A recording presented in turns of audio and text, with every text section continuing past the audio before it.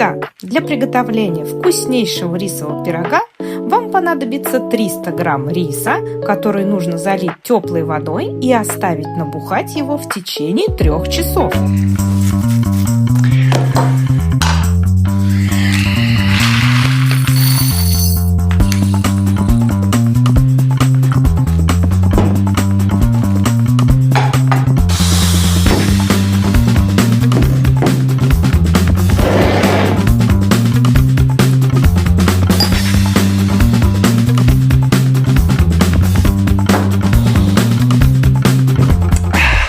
Ой, то не вечер, то не вечер.